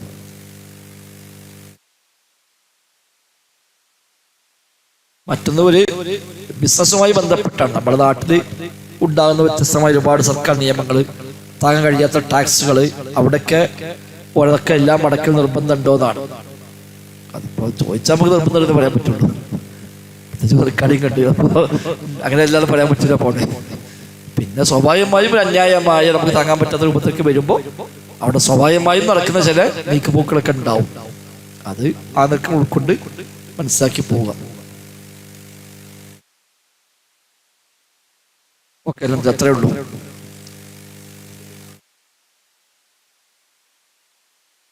പ്രത്യേകം സുന്നത്തൊന്നുമില്ല, തലമറക്കിൽ എവിടെയും പ്രത്യേകമായ സുന്നത്തില്ല. അനുവദനീയമായ വേഷമാണ്, സൗന്ദര്യത്തിന്റെ ഭാഗമായി ഒരാൾക്ക് വേണമെങ്കിൽ സ്വീകരിക്കാം. നിസ്കരിക്കുമ്പോൾ മാത്രമായി പ്രത്യേകിച്ച് തലമറക്കാൻ പറഞ്ഞിട്ടില്ല, അല്ലാത്തവരെ പ്രത്യേകം തലമറക്കാൻ പറഞ്ഞിട്ടില്ല. പള്ളിക്ക് വരുമ്പോൾ അണിഞ്ഞൊരുങ്ങി വരാൻ പറഞ്ഞു. അണിഞ്ഞൊരുങ്ങി നല്ല സീനത്ത് അലങ്കാരം സ്വീകരിച്ചുകൊണ്ട് വരണം എന്ന് പറഞ്ഞു. ചില മനുഷ്യന്മാർക്ക് തല മറച്ചാൽ നല്ല ചുരുക്കുണ്ടാവും, ചില മനുഷ്യന്മാർക്ക് അതോടുകൂടിയുള്ള എല്ലാ ചുരുക്കും പോവുകയും ചെയ്യും. അതൊക്കെ വ്യത്യസ്തമാണ്. അപ്പൊ ആ നിലയ്ക്ക് അവിടെ അണിഞ്ഞൊരുങ്ങാൻ നിലയ്ക്ക് നല്ല വേഷം ധരിച്ചു, ആ കൂട്ടത്തിൽ ഇപ്പോൾ ഒരാൾ ഒരു തൊപ്പിട്ടു അല്ലെങ്കിൽ ഒരു മുണ്ടിട്ടു, നല്ല കാര്യം, അനുവദനീയമായ കാര്യം എന്നേ ഉള്ളൂ, പ്രത്യേകം സുന്നത്തില്ല. ജാബിർ റളിയല്ലാഹു അൻഹു സ്വഹാബിയാണ്. അദ്ദേഹം ഒരിക്കൽ പള്ളിയിൽ നിസ്കരിക്കുമ്പോൾ താബിഈയായ മുഹമ്മദ് ഇബ്നു മുൻകദിർ അവിടെ ഉണ്ട്. അപ്പൊ ജാബിർ ഒരു മേൽമുണ്ടുണ്ട്, ഒരു തുണിയെടുത്തകള് ഒരു മുണ്ടുണ്ട്. അദ്ദേഹം ആ മുണ്ട് അവിടെ നിലത്ത് വെച്ച് നിസ്കരിച്ചു. തലയുള്ള മുണ്ടെടുത്ത് താഴെ വെച്ച് അദ്ദേഹം നിസ്കരിച്ചു. അപ്പൊ നിസ്കാരം കഴിഞ്ഞപ്പോ മുഹമ്മദ് മുൻകദിർ ചോദിച്ചു, തുസല്ലി വഇദാഉക മൗളൂഉൻ, എന്താ നിങ്ങൾ മുണ്ട് അവിടെ വെച്ചിട്ടാണ് നിസ്കരിക്കുന്നത്, ഏതായാലും മുണ്ടുണ്ടല്ലോ അത് തലയിട്ടൂടെ? അപ്പൊ അദ്ദേഹം പറഞ്ഞു, അഹ്ബബ്തു ലിയറാനിയൽ ജുഹാലു മിസ്ലക്കും, നിങ്ങളെപ്പോലത്തെ ജാഹിരീങ്ങൾ കാണാൻ തന്നെ ഞാൻ ചെയ്തത്, നിങ്ങളെപ്പോലത്തെ ജാഹിരീങ്ങളൊക്കെ കാണാൻ വേണ്ടി തന്നെ ചെയ്തത്, നബി തങ്ങൾ ഇങ്ങനെ നിസ്കരിക്കുന്നത് ഞാൻ കണ്ടിട്ടുണ്ട്. അപ്പൊ അതിൽ പ്രത്യേകം ഒരു കൂലി ഉണ്ടെങ്കിൽ ആ കൂലി വേണ്ടാക്കൂലല്ലോ. കൂലിയുള്ള കാര്യമാണെങ്കിൽ കൂലി വേണ്ട വെച്ചിട്ടുള്ള മുണ്ടോട് വെക്കൂല. അപ്പൊ മുണ്ട് ഇടാതെ പ്രത്യേകിച്ച് എന്തുകൊണ്ടെന്ന് തോന്നണ്ട, നബി ഇങ്ങനെ നിസ്കരിച്ചിട്ടുണ്ട് എന്ന് പഠിപ്പിക്കാനാണല്ലോ അദ്ദേഹം അത് ഇമാം ബുഖാരി റിപ്പോർട്ട് ചെയ്ത സംഭവമാണ്. അപ്പൊ അനുവദനീയമായ വേഷമാണ്, ആ കൂട്ടത്തിൽ ഒരാൾക്ക് വേണമെങ്കിൽ സ്വീകരിക്കാം എന്ന് മാത്രം. അത്രക്ക് മൂസാം, നോമ്പിൽ അത്ര മൂസാം, സുഗന്ധം ഉപയോഗിക്കാം, എന്നൊന്നും കുഴപ്പമില്ല. അതിപ്പോ നിർവാഹമുള്ള കാര്യമല്ല. അടുത്ത് പോകുമ്പോൾ ഹോട്ടലിൽ നിന്ന് നല്ല സ്മെല്ല് വരും, നമ്മൾ നോമ്പ് മുറിയതല്ലോ, അവിടെ ഇങ്ങനെ പൊരിച്ചതും കരിച്ചതൊക്കെ ഉണ്ടാവും, അതിന്റെ മണക്കെ പഠിച്ച് കയറിയിട്ട് നോമ്പ് മുറിഞ്ഞാല് പിന്നെ നോമ്പ് ബാക്കി ഉണ്ടാവില്ല, അതിന് പ്രശ്നം തന്നെ.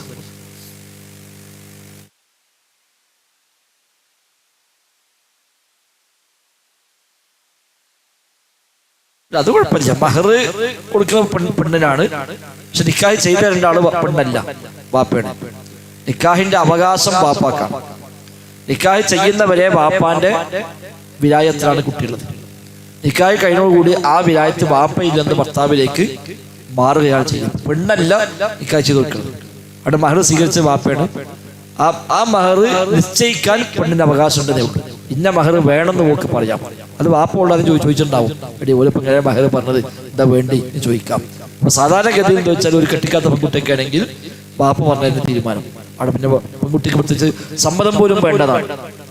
നിക്കാഹ് ചെയ്യാൻ പോലും വിവാഹം കഴിച്ചിട്ടില്ലാത്ത പെൺകുട്ടിയാണെങ്കിൽ, ഒന്ന് കെട്ടിച്ച് നിർത്തുകയാണെങ്കിൽ ഓൾ സമ്മതിക്കാനേ വേണം. അല്ലാത്തതൊക്കെ ആണെങ്കിൽ വാപ്പാടെ സമ്മതം മതി. കാരണം ഓളെ സംബന്ധിച്ച് പ്രത്യേകിച്ച് അതിന് വലിയൊരു പ്ലാനും പദ്ധതിയും കാഴ്ചപ്പാടൊന്നും വല്ലാണ്ട് ഉണ്ടാവില്ല. അതുകൊണ്ട് തന്നെ പ്രശ്നമില്ല. വാപ്പാക്ക് ഓളെ സമ്മതമില്ലാതെ കെട്ടിക്കാൻ പോലും അവകാശം. വിവാഹം ഒരിക്കൽ കഴിഞ്ഞ് ഭർത്താവ് മരിച്ചതോ തൊലാക്ക് ശരിയൊക്കെ ആണെങ്കിൽ അത് ഓള് സമ്മതിച്ചെങ്കിൽ തന്നെയാണ് വാപ്പ കെട്ടിക്കാൻ പറ്റുള്ളൂ. കാരണം ഓക്ക് ജീവിതത്തെ പറ്റി കാഴ്ചപ്പാടുണ്ടാവും. ഒരു ഭർത്താവിനെ കൂടെ ജീവിച്ചു, ഭർത്താവിനെ പറ്റി ഓൾക്ക് ധാരണ ഉണ്ട്. ഇനി വല്ല ഭർത്താവ് എങ്ങനെ ആവണം എന്ന് ഓക്ക് സ്വഭാവമായിട്ട് ഒരു പ്ലാൻ ഉണ്ടാവും.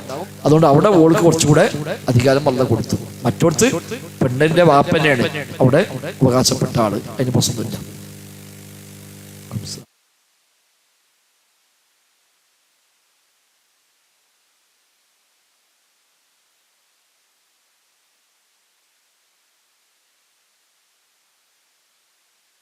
അത്താഴം വെച്ചത് എന്തിനാണ്?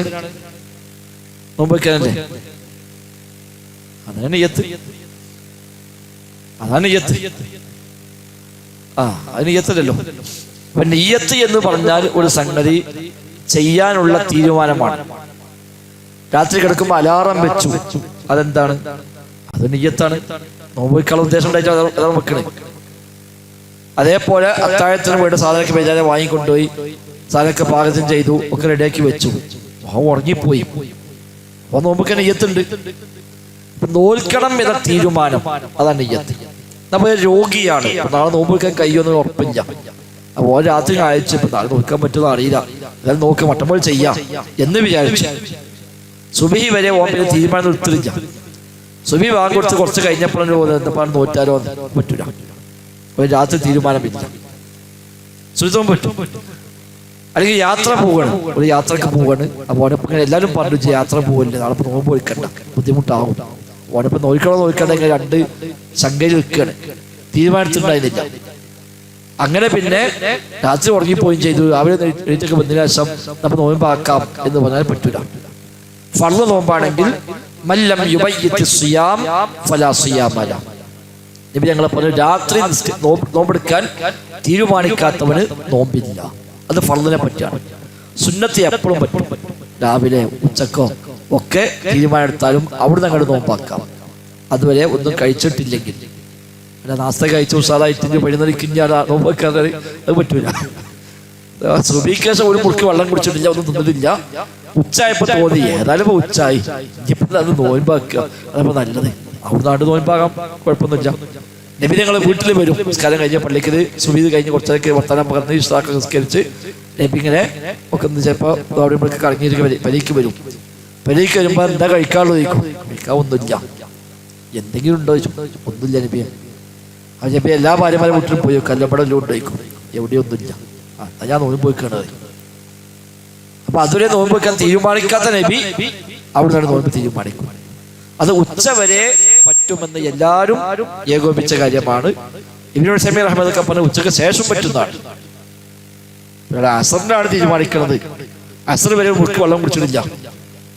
അപ്പൊ അസർ പോകാൻ വിചാരിച്ചു അവനെ നോമ്പ് വയ്ക്കാൻ പറ്റും. അവിടുന്ന് അങ്ങോട്ട് നോമ്പിനെ കൂടി അവനെ കിട്ടും. ഫർളാകുമ്പോൾ സുബഹിക്ക് മുമ്പ് അവൻ തീരുമാനമെടുക്കണം, നാളെ നോമ്പ് നോക്കും എന്നുള്ളത്. ആ നെയ്യത്തിന്റെ ഭാഗമാണ് അത്താഴം കഴിക്കൽ, നെയ്യത്തിന്റെ ഭാഗമാണ് അലാറം വെക്കല്. അതൊക്കെ അതിൽ പെടും. അല്ലാഹു അഅലം.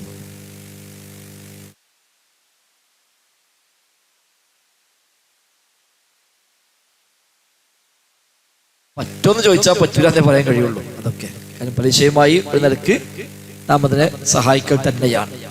പിന്നെപ്പോ ഇന്നിപ്പോ സംവിധാനം അങ്ങനെയും മാറി. എല്ലാവരും എല്ലായിടത്തും ഓൺലൈൻ പേയ്മെന്റ് ആണ്, ഗൂഗിൾ പേ ആണ്, അല്ലാത്തതില്ല.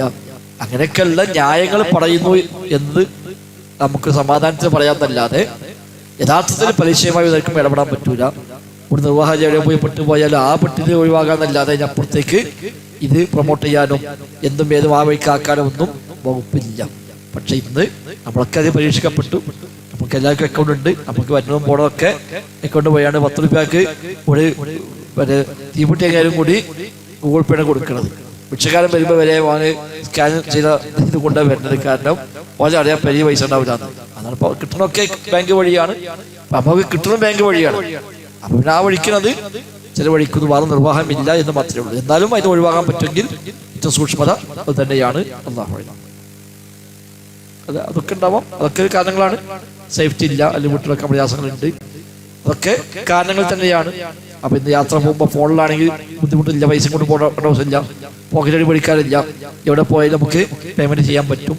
അപ്പൊ പിന്നെ ചെയ്യാൻ പറ്റിച്ച അവിടെ മാക്സിമം എങ്ങനെ പലിശക്ക് ഇടപെടാതെ നിൽക്കാൻ പറ്റും നോക്കാം. അപ്പൊ പലിശ ഇല്ലാത്ത അക്കൗണ്ട് ഉണ്ടാവും, ആ അക്കൗണ്ട് എടുക്കാം.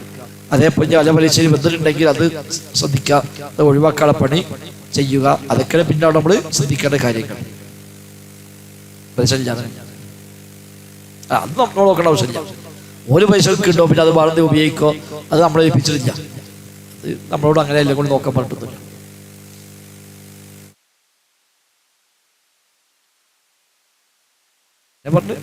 റേഷൻ കാർഡിന്, ഗ്യാസ് കണക്ഷന്, എല്ലാത്തിനും അക്കൗണ്ട് കൊടുക്കണം. കുട്ടികൾ സ്കൂളിൽ വരെയപ്പോൾ അക്കൗണ്ട് നിർബന്ധമായി മാറി. നിർവാഹമില്ല. എല്ലാ ആനുകൂല്യവും ബാങ്ക് വഴിയാണ്. എന്ത് സഹായം സർക്കാരിൽ നിന്നാലും എല്ലാത്തിലൊക്കെ കിട്ടുന്നത് ബാങ്ക് വഴിയാണ്. അപ്പൊ പിന്നെ അതിന് വേണ്ടി ചെയ്ത് കൊടുക്കേണ്ടി വരും. ഒക്കെ ബാങ്കാണ്. എങ്ങനെ ഉള്ളു ക്യാഷ് ഡീലിങ്സ് ഇല്ല, ക്യാഷ്ലെസ് ഇന്ത്യ അതാണല്ലോ അവർക്കാണ് പോണത്.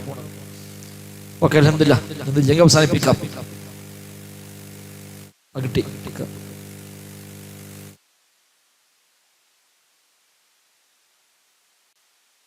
പേപ്പർ എടുത്തേ.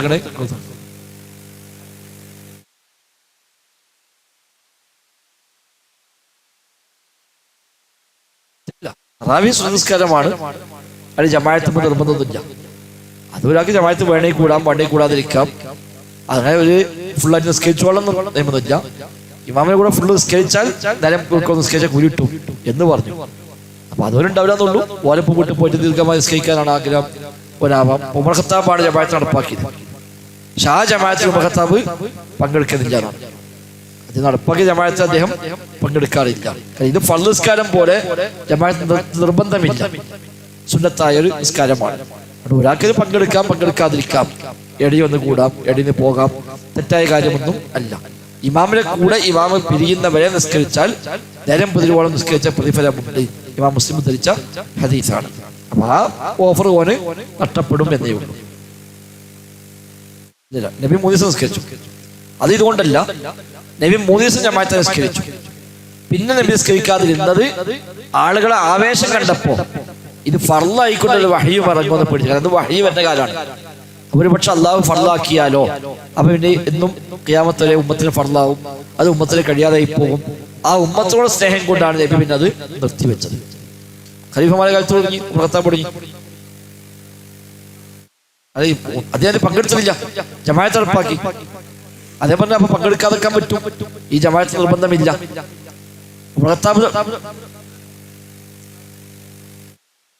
കൂടുതൽ പ്രതിഫലം പറഞ്ഞുകൂടാ. കൂടുതൽ പ്രതിഫലം എന്നല്ല പറഞ്ഞത്. നേരം മുഴുക്ക നിസ്കരിച്ച കൂലിട്ടും ഇമാമിനെ കൂടെ ഫുള്ള് നിസ്കരിച്ചാൽ. ചിലപ്പോൾ ഒറ്റക്ക് പോയി നിസ്കരിച്ചാൽ 16 കൂലിട്ടും. ഒറ്റക്ക് പോയി ദീർഘമായ ഖുർആൻ ഓതി ദീർഘമായ മണിക്കൂർ എടുത്ത് നിസ്കരിക്കണമെങ്കിൽ 16 കൂലിട്ടും ചിലപ്പോൾ. അത് ഡിപ്പെൻഡബിൾ ആണ്, വ്യത്യസ്തമാവും. ഉമറത്താവ് പങ്കെടുക്കാതെ പറഞ്ഞ ന്യായം അതാണ്. നിങ്ങൾ ഉറങ്ങണ സമയമാണ് ഇതിനേക്കാൾ നല്ല സമയം എന്നാണ്. ഇവിടെ ഇഷാക്കേഷ ജമാഅത്ത് ഉമറത്താവ് നടപ്പാക്കി. അപ്പൊ അദ്ദേഹം ഇതിനേക്കാൾ നല്ല സമയം നിങ്ങൾ ഉറങ്ങുന്ന സമയമാകുന്നു എന്ന് പറഞ്ഞാൽ അദ്ദേഹം പങ്കെടുക്കാതെ പോകും. അതെ, പറ്റും. റമദാൻ മാസം പറ്റും. റമദാൻ മാസത്തിൽ ജമാഅത്ത് സുന്നത്തുണ്ട്. ഈ വീട്ടിൽ നമ്മൾ കുട്ടികളെ കൂട്ടിയിട്ട് നമ്മൾ ദീർഘമായ ഖുർആൻ ഓതി ദീർഘമായ സുജൂദിൽ കിടന്ന് ഒരുപാട് ദുആ ചെയ്ത് അങ്ങനെ മണിക്കൂർ നിന്ന് നിസ്കരിക്കാൻ സൗകര്യം വീട്ടിലുണ്ടെങ്കിലോ ഇവിടെ അതാ നല്ലത്. ഇതിനേക്കാൾ നല്ലതായ ജമാഅത്തേക്ക് ഇതിപ്പോൾ നമ്മൾ 1/4 മണിക്കൂർ കൊണ്ട് എല്ലാം കഴിയും. എന്നാൽ അവിടെ നമ്മൾ വീട്ടിൽ പോയിട്ട് 2, 3, 4 മണിക്കൂർ നമുക്ക് നിസ്കരിക്കാൻ സൗകര്യം ഉണ്ടെങ്കിൽ നല്ല കാര്യം, നമുക്ക് അതിൽ പങ്കെടുക്കാം. അതാ നല്ലത്. അതിൽ പ്രശ്നമൊന്നുമില്ല. നോക്കി പോതാം. ഉമർ ഖത്താബ് നടപ്പാക്കാൻ കാരണം എന്ന് വെച്ചാൽ ഉമർ ഖത്താബ് പള്ളി വന്നപ്പോ അവിടെ എല്ലാവരും നിസ്കാരത്തിലാണ്. അത് ഒരു ഒന്നിച്ചുള്ള രൂപമൊന്നുമില്ല. അപ്പൊ ഒരാളോട് നിസ്കരിക്കണത് ഓന്റെ വേക്കിൽ വേറെ ഇമാമും ഉണ്ടാവും. അപ്പുറത്തെ ഒരാൾ നിസ്കരിക്കണത് അയാളെപ്പോൾ 4 മോമിനും ഉണ്ടാവും. ഇവിടെ ഒരാൾ നിസ്കരിക്കണത് ഓരോ 4 ആളുണ്ടാവും. ചിലർ ഒറ്റ നിസ്കരിക്കണം. അപ്പൊ ഉമർ ഖത്താബ് പള്ളിക്ക് വന്നപ്പോണ്ട് കുറെ ആൾ റുക്കൂ എഴുതി, കുറെ ആൾ സുജൂദില്, കുറെ ആൾ നൃത്തത്തില്, ഒരാൾ ഒറ്റ നിസ്കരിക്കാം. അവിടെ 2 ആൾ, ഇവിടെ 3 ആൾ, അവിടെ 2 ആൾ, ഇങ്ങനെ ഓരോ സംഘം നിസ്കരിക്കാം. അപ്പൊ ഉണർത്തവ അപ്പൊ നിങ്ങൾക്ക് എല്ലാവരും കൂടി ഒരു ഇമാമിനെ നിസ്കരിച്ചൂടെ? അതപ്പോ ഇങ്ങനെ നിസ്കരിക്കുകയാണെങ്കിൽ പിന്നെ നിങ്ങൾക്ക് ഒന്നിച്ചു ഇമാമിനെ കൂടെ നിസ്കരിച്ചൂടെ? ആയിക്കോട്ടെ, നിസ്കരിക്കാൻ ഖലീഫ പറയാതെ പറ്റില്ല, പള്ളിക്ക് ഔദ്യോഗികമായി മാറ്റാൻ പറ്റുന്നല്ലോ. എന്നാ ശരി, വരികയാണ്. അപ്പോൾ വിളിച്ചുകൂട്ടിട്ടുണ്ടായി. പിന്നെ ഉപയോഗിക്കാൾ പിന്നെ തെമ്മിമുദാരിയും പറഞ്ഞാൽ ഇമാമയ്ക്ക് നിശ്ചയിച്ചു, നിങ്ങൾ ഇമാം വെക്കണം എന്ന് പറഞ്ഞ ഓരോ 2 ആളെ ഏൽപ്പിച്ചു കൊടുത്തു. അങ്ങനെയാണ് അവിടെ ജമാഅത്ത് നടപ്പായത്. അതാണ് ജമാഅത്ത് ഉണ്ടായ പശ്ചാത്തലം. അപ്പൊ നമ്മളെ പള്ളിക്ക് ജമാഅത്തില്ലായിരിക്കാം, ഓരോരുത്തരും ബന്ധങ്ങനെ പല കൊലത്ത് നിസ്കരിക്കുകയാണ്. അപ്പൊ ഒന്നിച്ച് ഈ ഇമാമിനെ കീഴിൽ നിന്നു എന്ന് മാത്രമേ അതിലുള്ളൂ.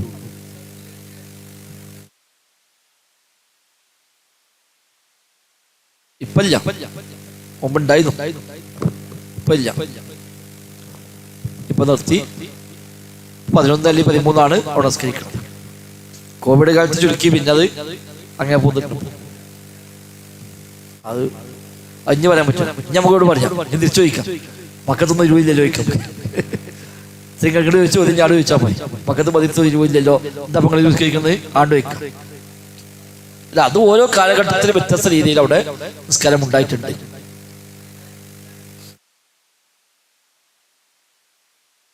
മക്കയിലും മദീനയിലും ഓരോ കാലത്തും വ്യത്യസ്ത രീതിയിൽ നിസ്കാരം നടന്നിട്ടുണ്ട്. ഒരേ സമയത്ത് 5ഉം 6ഉം ജമാഅത്ത് വരെ നടന്ന ഘട്ടങ്ങൾ ചരിത്രത്തിൽ കഴിഞ്ഞു പോയിട്ടുണ്ട്. 36 കാലത്തും 39 നിസ്കരിച്ച കാലം ഉണ്ടായിട്ടുണ്ട്. 41 വരെ അവിടെ കണ്ടു എന്ന് ഇമാം തുർമുദിയൊക്കെ പറഞ്ഞത് കാണാൻ കഴിയും. മക്കയിൽ 73 മദീനയിൽ 39 കണ്ടു എന്ന് ഇമാം ഷാഫിയൊക്കെ പറഞ്ഞത് കാണാൻ പറ്റും. അപ്പൊ അതൊക്കെ പല കാലത്തും പല രൂപത്തിൽ അവിടെ നിസ്കരിച്ചിട്ടുണ്ട്. അവിടെ റക്അത്തിനെ എണ്ണം പരിഗണിക്കാതെ ദീർഘമായി നിസ്കരിക്കാനാണ് ഒരു വിചാരിച്ചത്. ഖുർആൻ ഓതി അങ്ങനെ നിസ്കരിക്കും. ക്ഷീണം വരുമ്പോൾ റുക്കൂഴിലേക്ക് പോകും, നിസ്കാരം പൂർത്തിയാക്കി സലാം കൂട്ടും. ഉന്മേഷം ഉണ്ടാകുമ്പോൾ കുറെ കൂടി നിൽക്കും. അപ്പൊ ചിലപ്പോ ഇന്ന് 15 ആവും, നാളെ 17 ആവും, മറ്റന്നാളെ 7 ആവും, പിറ്റേന്ന് 9 ആവും. എണ്ണം ഒരു പരിഗണിച്ചില്ല, ഒരു ദീർഘമായി അങ്ങനെ നിസ്കരിച്ചു. അതാണ് അവിടെ ഉണ്ടായ നിസ്കാരത്തിന് വ്യത്യസ്തമായ രീതികൾ. നബിയുടെ പ്രവൃത്തി ഏതായാലും 11 നബി 11-ലേറെ നിസ്കരിച്ചിട്ടില്ല എന്ന് എല്ലാവരും അംഗീകരിക്കുന്നു. അല്ലെങ്കിൽ 13 വന്നിട്ടുണ്ട്. നബി ആദ്യം 2 റക്അത്ത് നിസ്കരിക്കുമായിരുന്നു. ചിലപ്പോൾ തുടങ്ങണ മുമ്പായിട്ട് 2 റക്അത്ത് ചുരുങ്ങിയ രൂപത്തിൽ നിസ്കരിക്കും. പിന്നെ നബി ദീർഘമായ നിസ്കാരം ആരംഭിക്കും. അപ്പൊ അതും കൂട്ടി പറഞ്ഞപ്പോൾ ആയിഷ ബീവി പറഞ്ഞു 13 റക്അത്ത് നബി നിസ്കരിച്ചതും ആയിഷ ബീവി പറഞ്ഞിട്ടുണ്ട്. അതാണ് നബിയുടെ പ്രവൃത്തിയിൽ നിന്ന് മാക്സിമം വന്നത് 11 അല്ലെങ്കിൽ 13. അതിനപ്പുറത്തേക്ക് നബി തങ്ങൾ നിസ്കരിച്ചിട്ടില്ല. അപ്പൊ നബിയുടെ ഫിഅലിനോട് യോജിക്കുന്നത് ഈ 11 എന്ന നിസ്കാരമാണ്. ആയിഷ ബീവി പറഞ്ഞു, മാക്കാന യസീദു ഫീ റമളാന വലാ ഫീ ഗൈരി അലാ 11 റക്അ. നബി ഞങ്ങൾ 11 റക്അത്തിനേക്കാൾ അധികം വർദ്ധിപ്പിക്കുമായിരുന്നില്ല എന്ന് ആയിഷ ബീവി പ്രത്യേകമായി പറഞ്ഞു. ഇമാം ബുഖാരിക്ക് ഉദ്ധരിച്ച ഹദീസാണ്. അതാണ് മൊത്തം നിസ്കാരം. അത് വിത്റായാലും തഹജ്ജുദായാലും ഒക്കെ ഈ നിസ്കാരത്തിന്റെ പേരാണ്. അത് ഉറങ്ങി എണീറ്റ് നിസ്കരിച്ചാൽ തഹജ്ജുദ് എന്ന് പറയും. ഒറ്റയായി അവസാനിക്കുന്നത് കൊണ്ട് അതിന് വിത്ർ എന്ന് പറയും. രാത്രി ആയതുകൊണ്ട് ഖിയാമുൽ ലൈൽ എന്ന് പറയും. റമളാനിലാകുമ്പോൾ ഖിയാമു റമളാൻ എന്ന് പറയും. ഇനി ഇടക്കിടക്ക് റെസ്റ്റ് എടുത്ത് നിസ്കരിക്കുകയാണെങ്കിൽ തറാവീഹ് എന്നും പറയും. അതാണ് അതിന്റെ പ്രത്യേകത. നമ്മുടെ നാട്ടിൽ ഇപ്പൊ തറാവീഹിന് പേരേ ഉള്ളൂ, റെസ്റ്റ് ഒന്നുമില്ല. നമ്മളിപ്പോ അങ്ങനെ നിസ്കരിക്കാൻ പോയി എന്നല്ലാതെ ഇതൊന്നും ഇപ്പൊ ഒന്നും പരിഗണിക്കാതെ നമ്മൾ നിസ്കരിച്ച് പോണത്.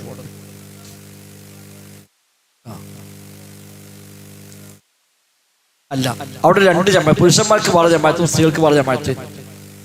ഉബയ്യിബ്നു കഅബ് പുരുഷന്മാർക്ക് ഇമാമക്കും തമീമുദ്ദാരി പെണ്ണുങ്ങൾക്കും വേറെ ഇമാമായിട്ട് നിസ്കരിക്കുമായിരുന്നു എന്നാണ് വന്നിട്ടുള്ളത്. പള്ളിയിലും ആവാം, ചിലപ്പോൾ അല്ലാതെയും ആവാം. അപ്പൊ ചിലപ്പോൾ 2 സമയത്തായിരിക്കാം. സൗകര്യം നോക്കി വെച്ചായിരിക്കാം. സ്ത്രീകൾക്ക് പറ്റിയ സമയത്ത് അങ്ങനെ വെച്ചു കൊടുത്തായിരിക്കാം. എന്നാൽ 2 ആളാണ് ഉമർ ഖത്താബ് ഔദ്യോഗികമായി ഏൽപ്പിച്ചത്.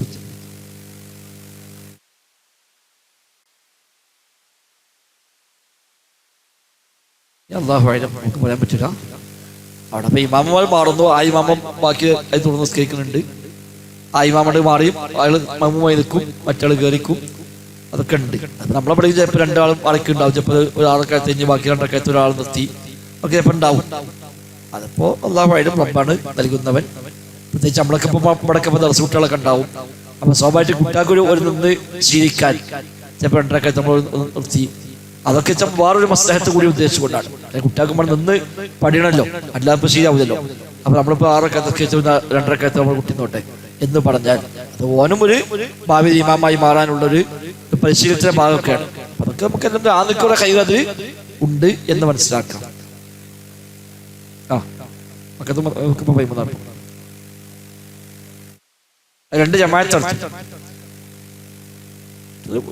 ഒരിടത്ത് നിസ്കരിക്കാം. ഒരിക്കൽ നിസ്കരിക്കലാണ് സാധാരണ നബിയുടെ ഒക്കെ പതിവ്. ഒരു നിസ്കാരം 2 പ്രാവശ്യം നിസ്കരിക്കാൻ പാടില്ല ചോദിച്ചാൽ ഫർള് വരെ പറ്റും. അതെ, പറ്റും. അതിന്റെ മുഖത്താബാദമായി നോക്കുമ്പോ പങ്കെടുക്കാതെ പോയില്ലേ. മാത്രമല്ല അവിടെ തന്നെ മുഖത്താ വരുമ്പോ എന്താ ഉള്ളത്, നേരത്തെ പറഞ്ഞില്ലേ, വ്യത്യസ്തമായ തിളക്കുക 10 നിസ്കരിക്കണം. അപ്പൊ അത് പറ്റുന്ന സ്വഹാബികൾ മനസ്സിലാക്കിയതാണല്ലോ. ഒരേ സമയത്ത് പള്ളിക്ക് 3-4 ജമാഅത്തുകൾ നടക്കുന്നത് അതിന് പ്രശ്നമില്ലാന്ന് സ്വഹാബികളെ മനസ്സിലാക്കിയിട്ടില്ലേ. അതേ സമയത്ത് 8 നിസ്കരിക്കുന്ന മനുഷ്യന്മാർ അവിടെ ഉണ്ട്. അവിടെ തന്നെ ആ ജമാഅത്തിൽ പങ്കെടുക്കാതെ നിൽക്കുന്ന ആളുകളും അവിടെ ഉണ്ട്. അപ്പൊ സ്വഹാബികൾ മനസ്സിലാക്കിയിട്ട് അതിന് പ്രശ്നമില്ല. ഫർള് നിസ്കാരമല്ലല്ലോ, ഇത് സുന്നത്ത് നിസ്കാരമാണ്. ഇതിൽ അവന് വിശാലതയുണ്ട്. വീട്ടിൽ നിസ്കരിക്കാം, പള്ളിയിൽ നിസ്കരിക്കാം, ഒറ്റ നിസ്കരിക്കാം, സംഘമായി നിസ്കരിക്കാം. ഈ റക്അത്ത് പോനെ 3, 5, 7, 9, 11 ഒക്കെ നിസ്കരിക്കാം.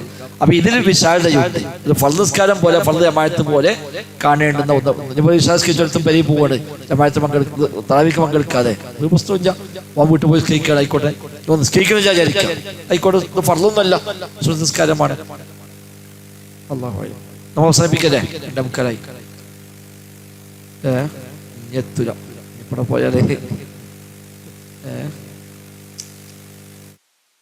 എടുത്തുമ്പോഴേക്ക് അവിടെ കുറച്ച് പണി പള്ളിയിൽ അവിടെ ഉണ്ട്. അതായത് പള്ളി ഓപ്പണിംഗ് ആണ്. എല്ലാവരും കൂടി വരണമെന്ന് പറഞ്ഞില്ല. അപ്പൊ നിങ്ങൾ വന്നാൽ പിന്നെ ഇവിടെ ആളുണ്ടാവില്ല, ചിലപ്പോൾ അവിടെ സ്ഥലം ഉണ്ടാവില്ല. ഒരു പള്ളിയൊന്നും അല്ല. ഒരു 100 ആൾക്കൊക്കെ പരമാവധി നിൽക്കാനുള്ള സൗകര്യമാണ് ഉള്ളത്. ഏതായാലും അല്ലെങ്കിൽ 4 മറ്റുള്ളൊക്കെ ഏതെങ്കിലും സമയത്ത് വന്നാൽ വരാം. തറാവീഹ് ജമാഅത്ത് ഉണ്ടാവും, 5 ജമാഅത്ത് ഉണ്ടാവും. അപ്പൊ നമ്മുടെ നാട്ടിൽ വന്ന പുതിയ തൗഹീദിന്റെ കേന്ദ്രങ്ങളിലേക്ക് നമ്മൾ കുറച്ചൊക്കെ വന്നത് നല്ലതാണ്. അപ്പോൾ നാട്ടിലൊക്കെ കുറച്ച് വരുമ്പോഴൊക്കെ പള്ളി കുറച്ച് ആളുണ്ട്. അപ്പോഴാണ് പോയിക്കും തന്നെ മറ്റു 4 ആൾ വന്നാ അവിടെ ആരും ഇല്ല എന്ന് പറഞ്ഞ് പോകാൻ പറ്റില്ലല്ലോ. അപ്പൊ സാധാരണ ഈ ഉണങ്ങിയ കൊമ്പ് കുറേ വെക്കണ അടിയിൽ പച്ചക്കൊമ്പ് വെച്ചാല് അതാണ് കത്തും. അത് പച്ചക്കൊമ്പ് മാത്രം വെച്ചാൽ കത്തില്ല. കുറെ ഉണങ്ങിയ വിറക് വെക്കുമ്പോ കൂട്ടത്തിൽ ഒരു പച്ച വിറക് വെച്ചാല് അത് കത്തിക്കൊള്ളും. എന്നമാതിരി അങ്ങനെയൊക്കെ ആവാത്തത് പൊതുവെ തൗഹീദുള്ള മനുഷ്യന്മാർ കുറവാണ്. അപ്പൊ അങ്ങനത്തെ ആൾക്കെങ്കിൽ ബന്ധങ്ങൾ വന്ന് നോക്കുമ്പോൾ നാളെ മറ്റുള്ളവർക്ക് വന്ന് നോക്കും. അത് മട്ടറിയാൻ വേണ്ടി വന്ന് നോക്കുമ്പോ അവിടെ 2 സോപ്പ് ആളൊക്കെ ഉണ്ട്. വിചാരിച്ച പോയതല്ലോ, ഇവിടെ സംഗതി ഉഷാറാണല്ലോ, ഞാൻ എന്തും കണ്ടനെ എന്ന് പറഞ്ഞ് വെട്ടും ചെപ്പാട് കഴിച്ചതായി കിട്ടാന് അത് മതിയാവും. അപ്പൊ എപ്പോഴേക്കും ഇൻഷാല്ലാ ഈ റമദാൻ അവസാനം വരെ എന്നും നോമ്പ് തുറണ്ട്, ജമാഅത്തുണ്ട്. അതൊക്കെ ഉപയോഗപ്പെടുത്താൻ പരിശ്രമിക്കുക. ബറക്കല്ലാഹു ഫീനാ ജമീഅ. അസ്സലാമു അലൈക്കും വറഹ്മത്തുള്ളാഹി വബറകാതുഹു.